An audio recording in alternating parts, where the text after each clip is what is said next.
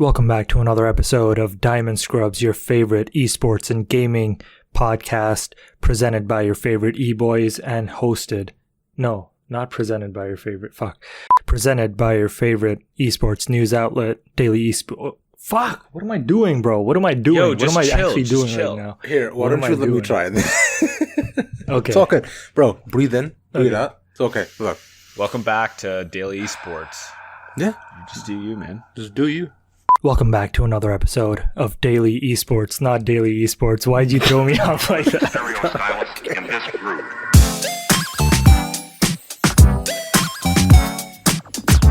Welcome back to another episode of Diamond Scrubs, everybody, presented by DailyEsports.gg. You already know what it is. You're joined by your favorite e-boys. I'm your boy, Ravish Khan. You already know what's happening here. But most importantly, we're also joined by your host, Ali Z, and the LA boy himself, Reed Trimble. Yay. I'm the farm boy now, not in LA anymore. It's a big scenery change. Yeah, it is. Big It change. is. But you know, it's nice to be back in the pleasantries that is Canadian society. Yep. Well, 2020 is shaping up to be the year of gaming in more ways than one. I mean, every single year pretty much is the year of gaming for different reasons, but this year, I guess our first story starting off this episode is going to be Switch being sold out and Animal Crossing doing absolute bits in the news, in the numbers. Reed, what do you got? So straight up stock market for Nintendo products right now. So obviously, you know, they're producing a lot of their parts in China, and production has kind of grinded to a halt considering the world is under quarantine right now. So you cannot buy a new Switch on Amazon, eBay, any of these kind of major online retailers, even the Nintendo website.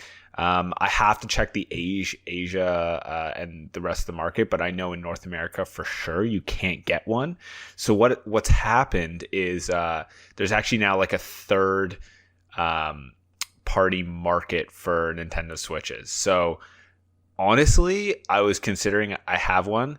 And I was considering selling it because I'm looking at some of the prices on eBay. People are selling it and and being sold for, you know, 400, 450, 500. And on it, I don't know if you guys know, but Animal Crossing came out with a bundle. Mm-hmm. Dude, that is getting sold on eBay for over $1,000. You get insane. Animal Crossing and a Switch, and people are selling that for over $1,000 right now. Well, yeah, because that Switch is also like the special edition Animal Crossing Switch, right? And yeah, like but it's still, man, yeah. make that big. It looks supply and so demand, nice and clean, man. So it looks so good. So I'm saying, like, you know, you want to make a quick $100 USD, sell your Switch now if you can live without it. Now I don't know if you can live without it though, because Animal Crossing is out, and I haven't crazy played numbers. It is the second biggest Switch release of all time. Mm-hmm. And it is the largest, one of the largest video game releases in Japanese history. It sold 1.8 million copies in 3 days. Yeah. Also, fun fact too is that Nintendo sold more Switches on the release and due to Animal Crossing than they did on actual release day of the Switch. Which is absolutely This is what you call a console seller. This is it. You know what's so funny about this game too? Obviously perfect timing, but the concept is all it is just online life. Yeah. Like you're literally doing chores. That's the game. Like going out and like washing your laundry, taking passport photos. Like what the sorry. But yeah, that's like No, I don't know. And then my man, girlfriend gets it. And she's playing like 8 hours a day. And I'm like, what is the objective? And she's like, yo, I got to catch like 10 tarantulas. I'm like, okay, why? But I guess that's like I guess you'll know when you start playing why. I know. I'm actually so scared. I don't want to play it because I'm just afraid. You're going to start neglecting real chores in the real life. My God. Yeah. Yeah. And but no, like you said 1.8 million copies sold. It is the biggest game in Japan for first week sales, it surpassed Pokemon Sword and Shield, which was 1.35 million copies in the first week, and Smash Bros. Ultimate, which is 1.2 million. That's insane. Two of the biggest franchises. I know, right? It's 500,000 copies more than those two. It's not even close. Speaking of Pokemon, they released new expansions too, and literally nobody is talking about that. They released 2 new expansions this week. I think Doom Eternal came out. No one's talking about that. Animal Crossing is just crossing everything off the list. It's completely taking over like almost entire pop culture. Everything you see is the Animal Crossing meme. Everybody wants to raid each other's islands, bro. How many Animal Crossing costumes do you think there's going to be at Halloween? If there is a Halloween, like, it's just normal clothes, man. That's the thing. It's anything you want it to dress like an animal. Have you guys played it at all? I have not had the pleasure of doing so. What? I thought you had a Switch. I have a Switch, yeah, but I can't. What are you doing? Bro, look, me like you. Look, I desperately want like the Animal Crossing Switch. Like, and if I'd known that was coming out, I would have never bought this one. When did you buy this one? Because I bought this one during Boxing Day in December. Okay. Listen, when there are Switch giveaways on Twitter, don't step on my toes. You already have one. That's my territory. Yo, Nintendo, be aware. Ali's gonna start developing bots to enter all the Nintendo Switch contests on follow Twitter. and comment all of these accounts, bro. Yo, man, look, bro, I'm trying to get a Switch too, bro. All right, look, how about this, Ali? If I manage to win one of these giveaways, I'll sell you my Switch for mad cheap. Sell me. I'm not You're gonna for $400. It's above market price, but demand is or supply is low. Supply is low, Ali. No.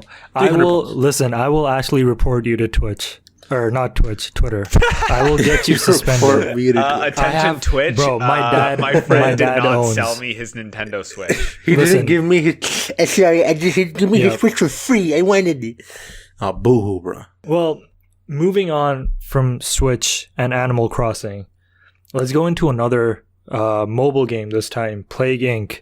We all know it as the game where you help spread a virus. Well, they've developed a conscious, all of a sudden, endemic games, and they're working with World Health Organization to bring you basically social distancing simulator. Rav, talk to us about that. That's awesome. That's awesome. You can social distance in the game and in real life, bro. But I would say that, like Endemic Inc. Firstly, shout out to those guys. They also donated $250K to fight COVID-19, which is absolutely amazing. But Plague Inc. too came out 8 years ago today. Yeah. It's absolutely crazy too, and also the creator of CEO of Endemic also said that 8 years ago, I never imagined the real world would come to resemble a game of Plague Inc. Or that so many players would be using Plague Inc. to help them get through an actual pandemic. James Vaughn said that. Cool name, by the way. It is crazy to think, but now, as you mentioned, Natalie, they're working with the World Health Organization to try to create a game to actually try to stop and learn how to stop the spread of certain pandemic. Also resembles a similar video game called Pandemic as well, where you also work with certain people. I'm pretty sure I played Pandemic. Isn't it Pandemic an online game? It's an online. It's pretty much a board game too, which I'm pretty sure you might have also played it online. You work. I think I played it on like addictinggames.com or something. Ooh, like that website is OG. I respect you. Just destroy your computer with viruses to play like one mini clip game or something. What happened to mini clip? Is it? I'm gonna check it out. I'm trying to check mini clip right now. Are you crazy? Addicting. Oh, I'm trying to check mini clip right now. Carom pool. What's going on over there? What's Agario? Is mini clip alive? Yep. Bro, mini clip going strong. Why isn't anyone streaming addicting games though? Oh, dude, XQC needs to start streaming addicting games. Pandemic 2. Yo, here we go. All right. So, quick note: from this point on, up until the PogChamp section, our boy Reed decides to start playing Pandemic on addicting games, and after previously making a joke about how it downloads viruses onto your computer, his audio recording software starts to malfunction. So, what you hear from now on until the PogChamp section is me salvaging from his recording what I could salvage, and basically trying to keep the essence of what we were talking about. So enjoy. So getting back on track here. So in this game, players will balance disease progression, healthcare systems, and the public's response, which is to say, yes, you'll be able to make your citizens practice social distancing. You know, I'm placing cops on every street in full riot gear because that's what Justin Trudeau should have done. Immediately, yeah. But this isn't the politics podcast. This is the gaming podcast. Yeah. And so with that, I guess we could move on to the next story. Now, CSGO, as we all know, many gaming tournaments are getting canceled every day, left, right, and center. Some are coming back, some are not coming back. But basically, CSGO has 2 majors in a year. One of them is now canceled. Everyone saw it coming. And the other one, they moved it from May to November. So they're only going to have one major this year. A lot of fans are really disappointed. But essentially, what this means is that they're going to be adding the prize pool from one of the tournaments to the next one. So now you're going to have the prize pool is going to be twice as big as before. It's going to be a $2 million prize pool. Now, my question to you guys is, do you actually think this is how it should have been from the start anyway? Because for me personally, I don't get the point of having 2 big tournaments in 1 year. There should be, like, if you're talking about, like, you know, even in League, you have one big tournament that everyone looks forward to, is the end all be all of everything, huge prize pools. In traditional sports, you only have one big tournament per year, and for some reason CSGO has 2. Is this how they should keep it from here on out, regardless of COVID? I'm past that too. It's like, because I remember CSGO players have also talked up before about every single year just the overall way that their tournament schedules have been laid out as well. They've consistently complained year after year about how hectic all the tournaments get. They have absolutely zero time to rest in between. It's like a day after week after week after week. So it's absolutely insane. So I definitely think just for the sake of the players' mental health, and also allowing them to be motivated towards something, right? Because it's always like, hey, you know, we lose this one, there's always the next one. We lose this one, there's always the next one, right? So it's like, give people something to look forward to. Yeah, I agree with that. I also think they should have the marquee tournament once a year, whatever, and that's kind of it. Dota has theirs. Fortnite has their World Cup. Having like a marquee event would be really cool. Yeah, cool. I guess it's time for the League Lockdown. Rav, as always, buddy, take it away. Now, guys, I'm very, very excited. As you know, the league and the LCS, the LEC, the LCK, and the LPL, everybody is coming back and playing this past week. And honestly, it was a good week for the games. So let me break it down in standings right now too. With C9 yet again standing at the top with 15 wins, 1 loss to the very famous TSM. With EG actually moving all the way up to second for a 3-way tie for second with 9 wins, 7 losses, along with TSM and FlyQuest, and Immortal sitting 5th place along with 100 Thieves at 8 wins and 8 losses. Going on to the LEC, the G2 and the Kings of Europe still remain at the top with 13 wins, 3 losses. A very hard fought battle actually this week for G2 though, but they did come on top. And second place sits Origin with 12 wins, 4 losses alongside Fnatic. Also, by the way, the 2 Fnatic games that they played this week were absolutely phenomenal. They were very, very fun to watch. I highly recommend you guys go watch them. And also, so moving on to, so that we have Mad Lions in 4th place, and our boys at Rogue at 9 wins and 7th losses, and Mad Lions at 10 wins, 6 losses. Going on to the LCK as we're back again and playing. Gen G moving up to the top spot and maintaining that top spot yet again at 9 wins, 1 loss with SKT 7 wins, 2 losses, and Dragon X 7 wins and 3 losses. In 3rd place, Africa Freaks in 4th, and KT in 5th place with 6 wins, 3 losses and 5 wins and 5 losses. Speaking of which, too, the Gen G game that they played this week was an absolute smash. Oh my god! If you want to see what it looks like to dominate another team, if you're not already watching LCK games, you should be. It's honestly just a higher level of gaming and gameplay, and the players are a lot more motivated too. That's one huge thing as well. But Gen G, oh my God, they're going to be a force to be reckoned with once it comes down to Worlds this year. They look absolutely unstoppable. Our boy Double Lift, hashtag Hey, everyone is trash, did get his 1,500th kill in the LCS, the first ADC to do so. So big shout out Making to history. him. 3 claps for him. Not only a slayer of the pussy, but also a master slayer A stealer of League girlfriends. Absolutely killing it. Yeah, but Liquid went out to get smashed that game. Just destroyed. Yeah, well, you can't win them all, eh? The problem was Double Lift, clearly. Clearly. Yeah. Oh, God. Well, I mean, they do have a winning record when, who's their sub again? So the sub ADC is Tactical, which really only seen him on MF, but he's actually pretty goddamn good. But it's a sad time for everybody at Liquid. But as you mentioned, Reed, yes, our the lovely Spring Split and for the LCS, our home and native region has been cancelled. And now this was a decision reported recently by Travis Gafford and reported on by many different people that for the Players Association, 51% of players voted to cancel the Spring Split. Now, although a disheartening decision amid COVID fears and just overall disappointment, one of the main reasons cited was lack of motivation. Yeah. Now that hurts. Yeah. That hurts me overall, and I think that hurts like the fans watching too. Because and I mean, pros not wanting to play the professional game of the game that you love. That's gotta hurt. it hurts, man, because you see that they do genuinely have a dream job. People who would kill for it, and people who are right below their level would want nothing more than to have the job they already do.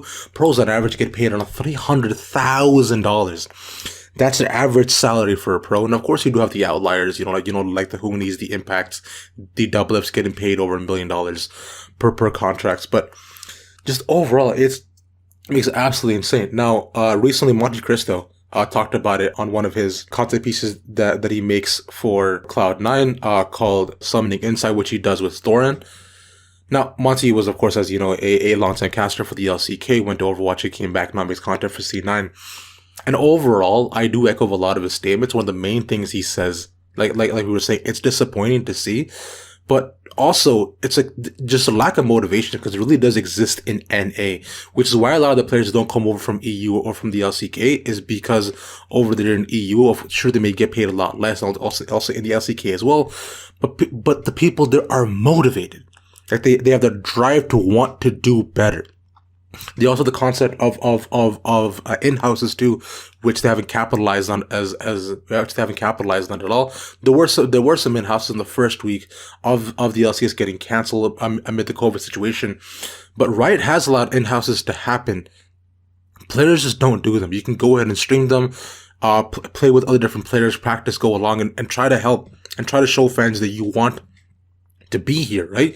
You are motivated to be here. You want to play this game. You want to do and perform better. But nobody does them. Players say it's because they're not organizing them. No, there's no structure there. But it's like, you have all the tools and avenues in front of you. You're allowed to stream. Show us that you care, right? And Monty, of course, was saying, what you see in front of you between the players and the kind of we did bad this week, we'll do better next week. That's not who they are. Yeah. And that really sucks to See, me. I mean, you kind of put this into perspective of any other sports league on the planet, but these guys can play from home, and are they scrimming too much? Are they... So a lot of what really comes down to is having nothing to look forward to. As you know, Spring Split, everybody said it for a long time, is that it doesn't matter. And it doesn't. MSI is cool, it's fun to watch, all the regions come together, Rift Rivals and everything. It's a lot of fun, but yet again, the only thing that has mattered and does matter is Worlds. Now, as you're mentioning, Ali, with CSGO as well, you should just make it one tournament throughout the year so players have a consistent motion and drive to try and do better. Because there's only one tournament, there's one prize pool, there's one thing to look forward to. There's no spring, summer. There's no this and that. People say it's, oh, you know, spring was bad, but summer will get better. And suddenly, yes, summer, they just kick it up a notch. Like, it just suddenly happens. Players are playing a lot better. Like, teams are a lot more cohesive. Like, comps are a lot, like getting a lot more straight. Now they're scrimming a lot more. And you know why? You see why? Because Worlds matters. MSI doesn't. If MSI doesn't matter, Springs doesn't matter. But of course, it's for a lot of this, I think Monte Cristo and Thorn do a really good dive on it. So on Summoning Insight, so it's called the Enemy Mentality, and I think they do a really bang up job. It's only about 30 minutes. I highly recommend you go check it out because he has a much more like personal insight to it as he's part of the actual league and has been for years. So by all means, if you're interested in this stuff and why things are the way they are, go check that out. Speaking of disappointments, let's go into our Pog Champs of the week, everybody. Now, which one should we start with? Want Ali? Let's hear you, man. All right. I mean, yeah, we could get this out of the way. GameStop has been living up to its reputation yet again. There's really only one word to describe them, and fortunately is one of my favorite words: scummy. They're scumbags. Ooh. They're the scum of the earth. With all the coronavirus news coming out and every, office, place, every non-essential business closing down, giving their workers paid leave and whatnot, GameStop decides that they want to argue that they're essential business. Why? Mm-hmm. Because they sell they sell keyboards and mice that helps enhance the experience of working from home. And so that's a bit further down the line. They haven't even provided sanitization tools to their employees. So they were expecting to get, gloves, hand sanitizers, sprays, disinfectant sprays, because GameStop and every single game store is a very high contact place, right? You touch everything, the Funko Pops, or even the staff, they have to handle your product. So everything is extremely high contact, and they haven't been given any of those tools, no face masks. And the funniest part of the whole thing is that GameStop actually told their store managers that if any authorities, any police comes through the door and tries to make you shut the store down, you have to show them a document that essentially says that we are an essential business. This just makes me feel like how how certain law firms only hire from like Harvard or something, right? They have a deal with like a top school. I feel like GameStop just needs to have like a deal with like Coney, because what they need is child soldiers manning the cash desks. Oh my God. They're asking them to do, real. They're asking them to basically defy the law and tell cops to like basically fuck off, do their dirty work for them. I mean, like, it makes sense why they wanted to stay open, right? Animal Crossing was a huge release.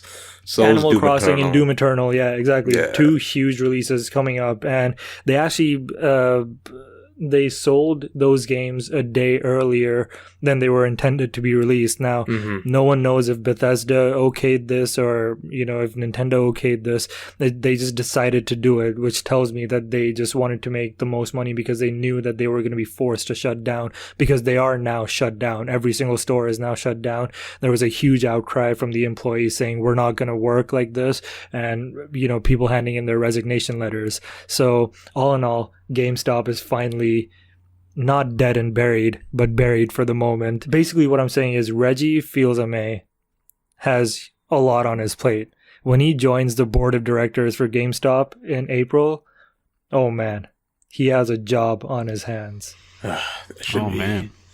And that was Ali's rant. Fun time. Reed, what do you got for us? Oh, I love Reed's PogChamp. Reed's PogChamp is great, bro. What do I got for you fellas?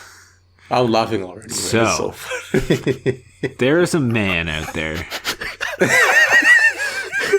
named David. I hope actually, you know what? Let's just call him Dave from Let's now. just call him my main man Dave, tweeting that the main source and the main problem for all of the internet are the gamers. Goddamn Gamers? gamers. Damn it, Dave. You know Sitting what? in their DX racer chairs. Yeah, just trying to escape reality a little bit. Meanwhile, I actually think Pornhub probably takes up more bandwidth than the gamers. And I mean, when now they they're handed out offering that free premium in Italy, do you think the internet can handle that sort of stress? Bro, it's crazy, bro. Actually, Pornhub is not free everywhere. Premium. I know. It's I mean, they're capturing the market. They're definitely capturing the market. they're killing it. But and of course, if you did some actual research, gaming doesn't take up that much bandwidth. Not at all. In fact, we have up at my farmhouse right now a limited amount of internet. I think we get 30 gigs for the month or something like that, like something pitiful because I'm on a cellular network.